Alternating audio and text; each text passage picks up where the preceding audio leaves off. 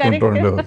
అదేంటి ఇప్పుడు అట్లా లేదు, నేను చంపేస్తాను నువ్వు కాదంటే లేపేస్తా, వదలా వదలా అంతే మా కదా. ఆయన్ని వదలా అని ఒక టైప్ లేదా వదిలేస్తే ఇంకోళ్ళు తీసుకుంటారు ఒక టైప్, 2 టైపులు వస్తాయి.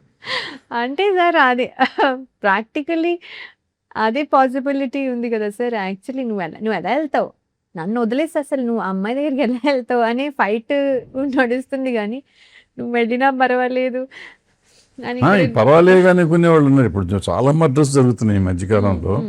నువ్వు ఆల్మోస్ట్ లాస్ట్ 2 yearsగా చూస్తా ఉంటే ఇట్లా ఈ లవ్ చేసిన అమ్మాయి ఇంకొకరిని మర్డర్ చేయటం, భర్తను హస్బెండ్ చేయటం, అంటే ఉన్నాయి సార్. వదలా అని ఎవరికాళ్ళు నేను ప్రేమించిన వాళ్ళ కోసం ఇంకోళ్ళని చంపేస్తానికైనా నేను రెడీ అవును అనే టైప్ కథలు కాదు, ఫ్యాక్ట్స్ రోజు జరుగుతున్నాయి. లాస్ట్ వీక్ కూడా ఒక అమ్మాయి ఎంగేజ్మెంట్ అయినాక కాబోయే భర్తను తీసుకెళ్ళి హనీమూన్ ట్రిప్ ఏదో చేసుకెళ్ళి మనం చంపేసిన, పూణేలోనే అక్కడ పైనుంచి తోసేసి చంపేసింది. ప్రియా అమ్మాయి చంపేసింది. ఇద్దరు అమ్మాయి లవ్వరు కాబోయే పెళ్లి కొడుకుని చంపేస్తుంది.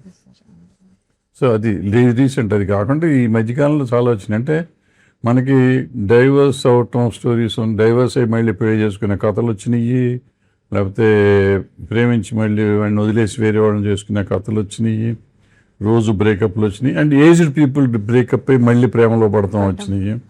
So there are so many kind of stories.